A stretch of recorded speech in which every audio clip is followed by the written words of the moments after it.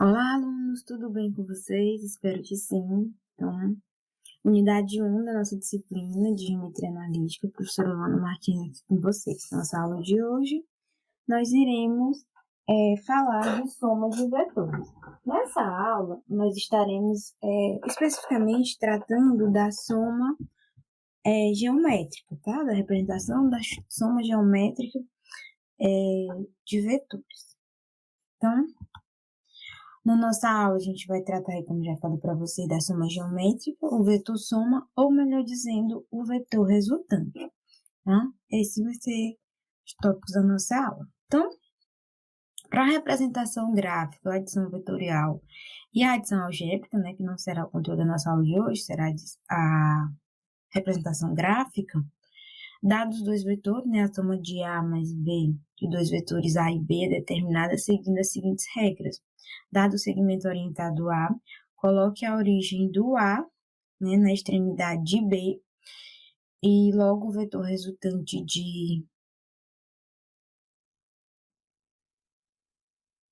do resultante da soma, né, A mais B, é representado pelo segmento que vai da origem de A até a extremidade de B. Então, eu tenho essa representação. Então, para os vetores que têm o mesmo sentido, né, então, usamos a regra, né, anterior, que diz que a gente pode aí colocar um no início do outro. Então, o vetor restante vai estar no início de A, na extremidade de B. É esse vetor que está em destaque aqui em vermelho. Então, dados meus vetores A de 3 unidades de medida e o B de 4 unidades, tem como vetor resultante essa seta em vermelho. O A e o B, né, colocando o B na extremidade de A, e o vetor restante é início de A na extremidade de B. E para os vetores que têm sentidos opostos, eles estão na mesma direção, mas têm sentidos opostos. Então, meu vetor A, 3 unidades, meu vetor B, menos 4 unidades, tem como vetor resultante A mais B.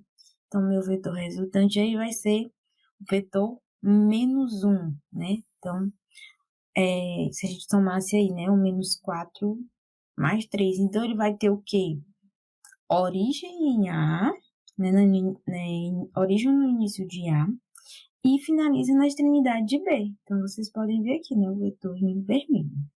É o vetor resultante dessa operação.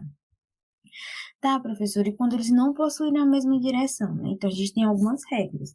A regra do triângulo é uma delas. Então, consiste em um método de arrumar os vetores de forma que a origem de um coincida com a origem do outro. Então, tende a fazer isso, né? Então, dados meus vetores A igual a 4U e B igual a 4, B igual a menos 3U, tens como vetor resultante A mais B, o vetor resultante, o vetor dado meu vetor A e meu vetor B.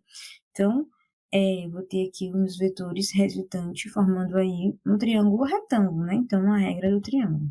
Então, pela geometria da figura, como existe um ângulo de 90 graus, o triângulo será retângulo.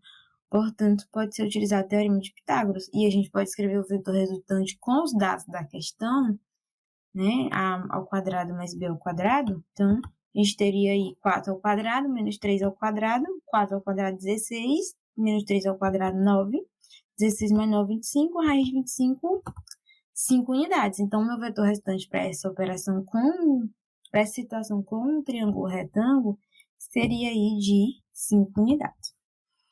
Soma de vetores ainda, né? E quando o ângulo formado entre eles não for 90 graus. Então, a gente pode usar as regras da geometria ou da trigonometria para realizar a verificação algébrica com a lei dos cossenos.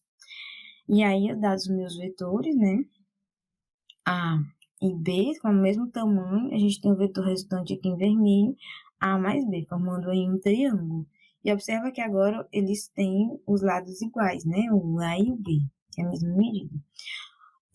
O ângulo entre os vetores normalmente será 30, 45 ou 60, que são os valores conhecidos. Todavia, note que com círculo trigonométrico a gente pode encontrar os correspondentes. De 60 menos cosseno de menos 120, de 45 cosseno de menos 135 e de 30 o cosseno de menos 150.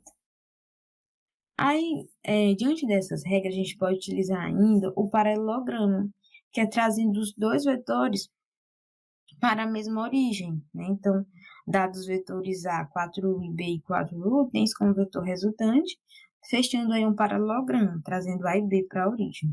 Então, com a regra do paralelogramo, consiste em arrumar os vetores de forma que a origem de um coincida com a origem do outro. Olha aqui, ó. A origem de A e a origem de B, eu formando aí o meu paralelogramo. Né?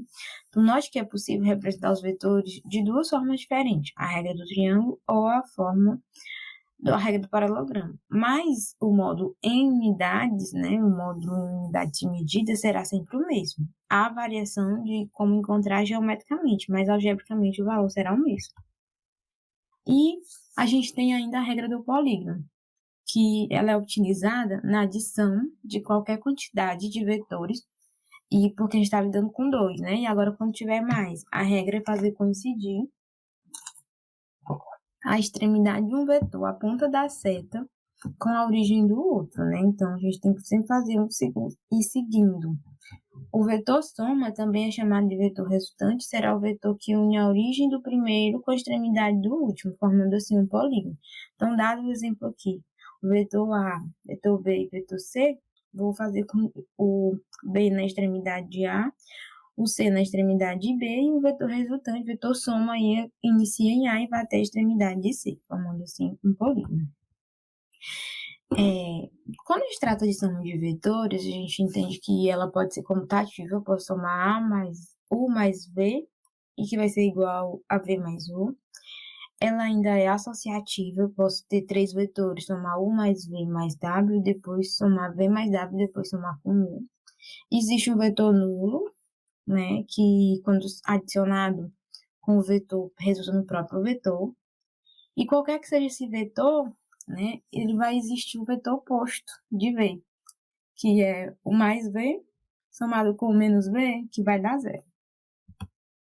E aí, vendo um exemplo, né, de uma representação geométrica de como ficaria esses vetores. A e B, e mais 2B. A gente até antecipa aqui já para vocês, é o produto de um escalar por um vetor, que faz parte dos conteúdos dessa unidade, que vocês estudem no material, que eu estou multiplicando no escalar, que é o número 2 vezes o vetor B. Então, o vetor B vai ter o comprimento duas vezes. Então, a resolução ficaria a seguinte. Então, eu tenho aí meu vetor A, né, na mesma posição, meu vetor V duplicado, e o vetor restante, esse vetor aqui em destaque meio alaranjado, tá? Então, uma representação aí para vocês da soma de vetores, tá? Aqui as referências bases, tá? Para nossa aula de hoje. Busquem esses materiais, eles vão ajudar vocês aí nos estudos, na resolução das atividades. E a minha mensagem para vocês, a busca pelo conhecimento é o abrir de uma porta que nos poderá levar a grandes viagens no futuro. Então, devemos sempre buscar o conhecimento, porque é ele que nos mostra aí os caminhos. E muito obrigada pela atenção. Até a nossa próxima aula.